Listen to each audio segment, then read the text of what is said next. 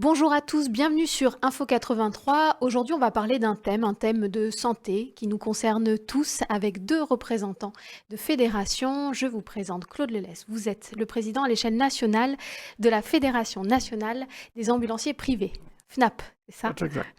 Nous sommes aussi avec Gilles Garcia. Vous êtes Bonjour. à l'échelle départementale le président de la Fédération nationale des artisans ambulanciers, C'est ça. FNAA. C'est ça. Messieurs, vous êtes sur ce plateau aujourd'hui, vous êtes deux fédérations différentes et vous portez une même voix sur la reconnaissance, la connaissance de votre métier. On va parler d'urgence préhospitalière parce que vous êtes des professionnels du transport sanitaire, donc vous intervenez avant une hospitalisation, excusez-moi, et vous avez l'impression aujourd'hui qu'il y a une méconnaissance et peut-être même des a priori négatifs sur votre métier. Ça vous tenait à cœur de venir parler d'un sujet qui nous concerne tous. Claude Lelès, expliquez-moi un petit peu, dans un monde idéal, comment s'organise cette urgence préhospitalière? Le monde idéal, il existe. C'est-à-dire que le monde idéal est organisé.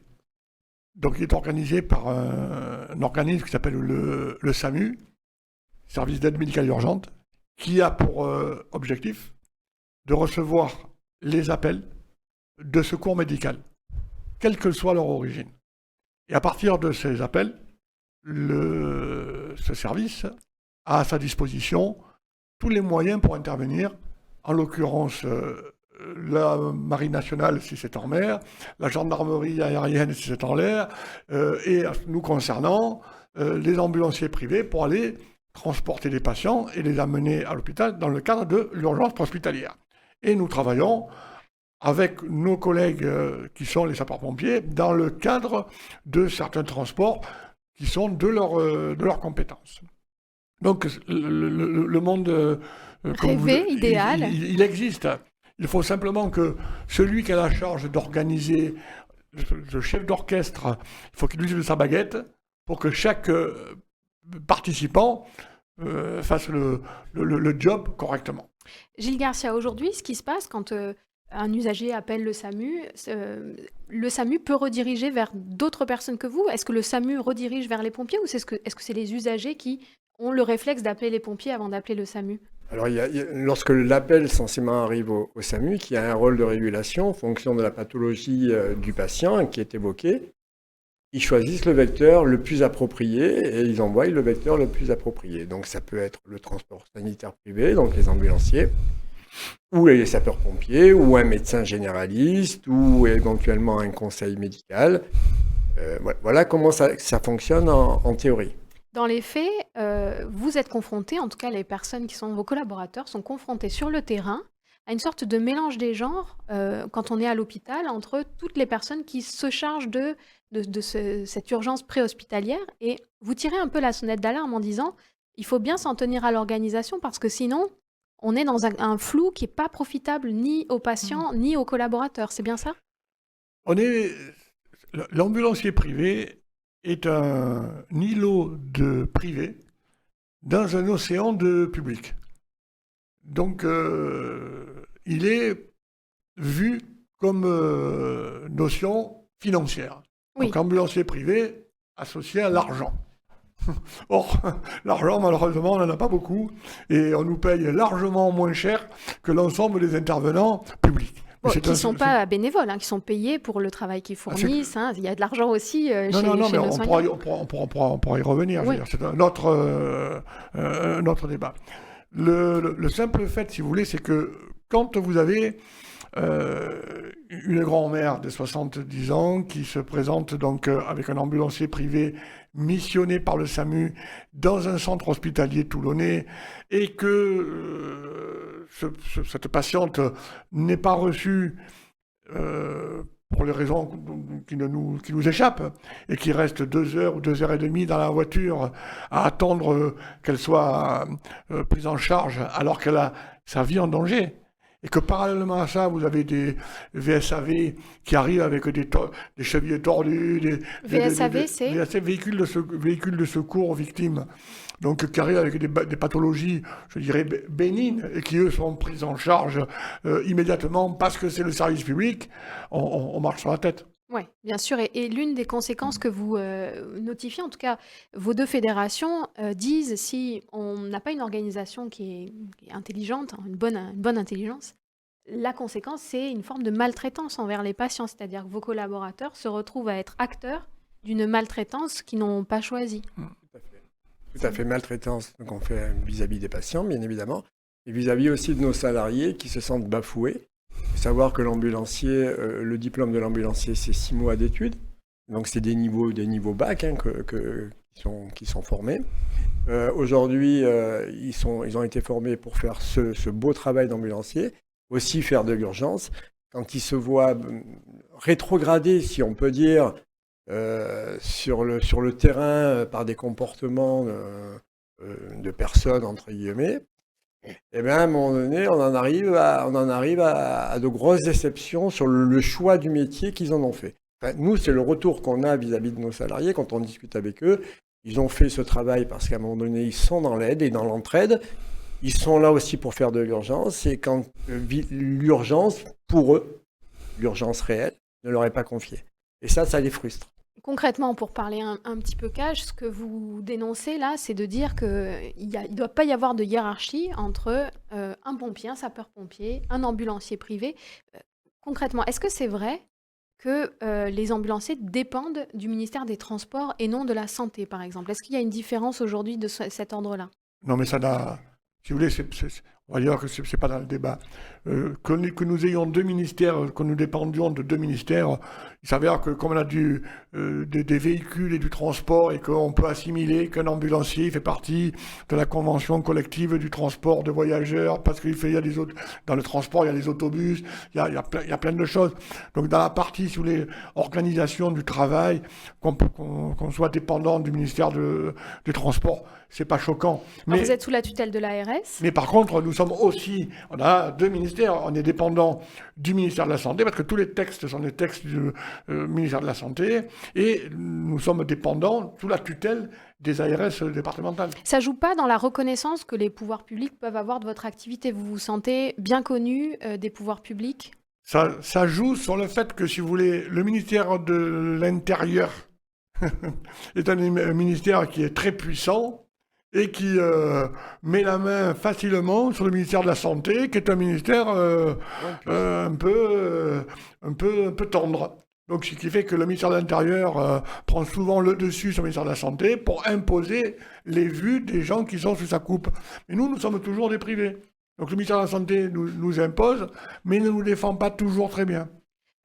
Je vous posais cette question parce que quand vous parlez d'une méconnaissance de votre travail, est-ce que ça se fait au niveau aussi des ministères étatiques? Est-ce que ça se fait aussi, les gens qui nous écoutent, c'est des personnes qui pourraient faire appel à vos services un jour. Concrètement, quand eux, ils appellent le SAMU, est-ce que ça leur coûte plus cher d'arriver dans une ambulance ou chez un pompier? C'est la même chose. Alors, moi je vais vous donner des chiffres. 100% de nos salariés sont des salariés. Oui. 100% des transports que nous faisons, les patients sont hospitalisés. Bon. Nous avons en face de nous nos collègues et confrères, qui ne sont pas tous des professionnels, sont souvent des volontaires, et le nombre de patients qu'ils transportent ne sont pas tous hospitalisés. Une grosse partie retourne à la maison quelques heures après. Ça a quoi comme conséquence, le fait que... La conséquence, c'est que lorsque vous transportez vous permettez, je vais rentrer dans le pratique. Si vous êtes chez vous, que votre enfant vient de glisser et qu'il s'est fait une bosse au front, et que vous appelez le 18 qui vous envoie un VSAV, qui le VSAV vous amène à l'hôpital. Donc les pompiers, hein? Les pompiers.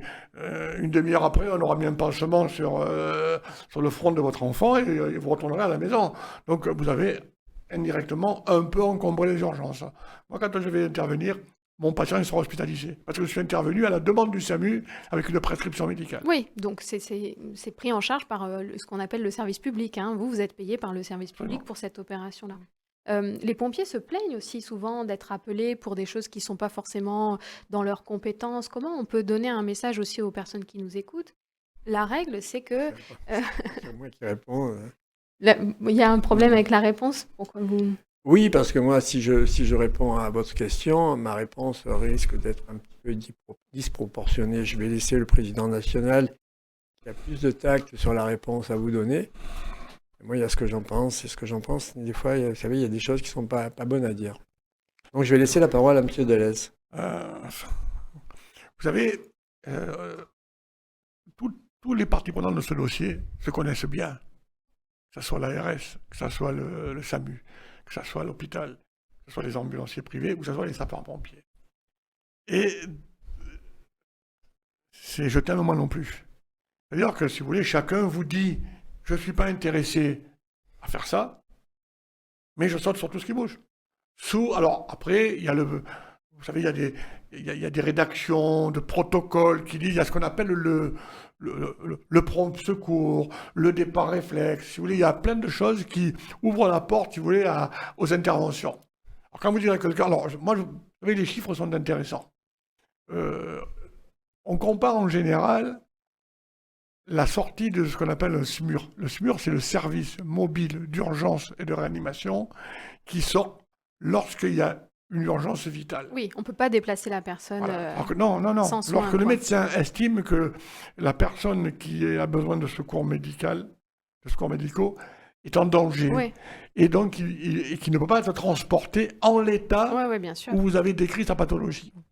Donc ils envoient le SMUR, qui est un véhicule léger, avec un médecin à bord, qui va lui mettre Prodiguer le patient en état d'être transporté. Parce que si vous transportez quelqu'un qui a 9 de tension, vous arrivez à l'hôpital, il est mort. Bon, donc le médecin va se déplacer.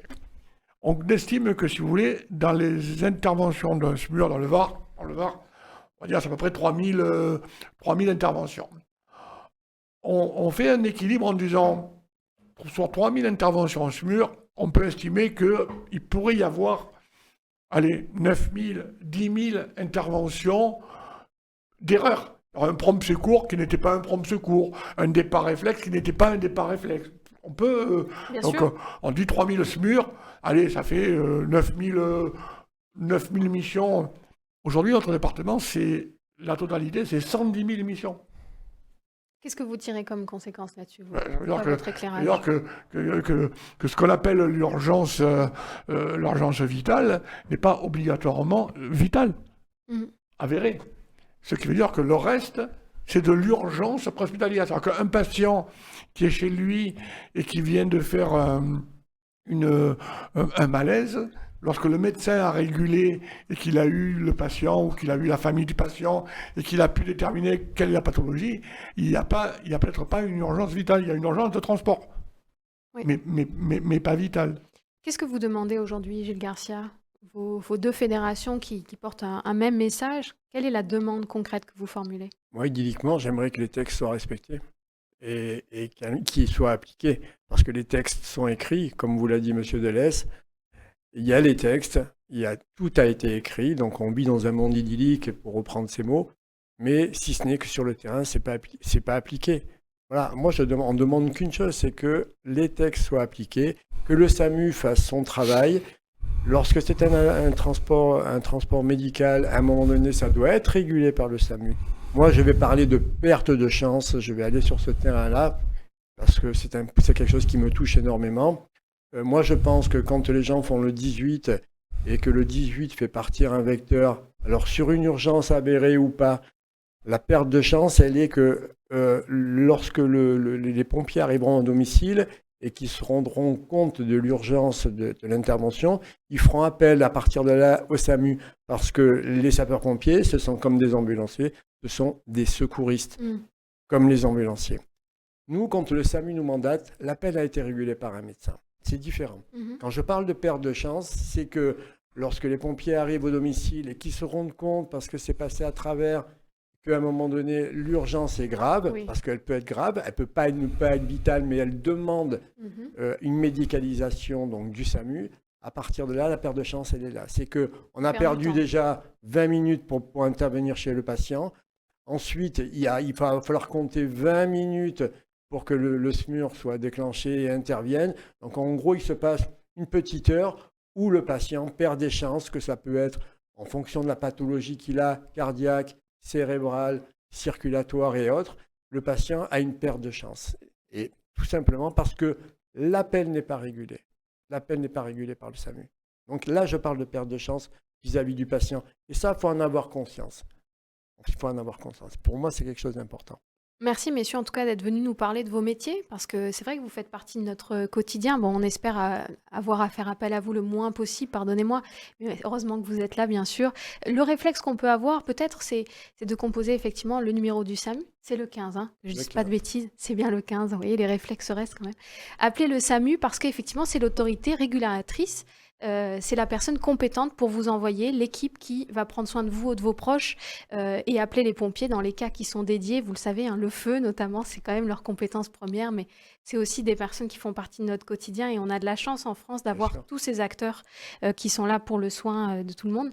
C'est important que vous soyez venus nous parler de votre métier. Vous êtes les bienvenus pour le faire parce que peut-être, effectivement, vous souffrez d'une méconnaissance de vos métiers dans ce monde du service public. Vous êtes un acteur privé absolument indispensable.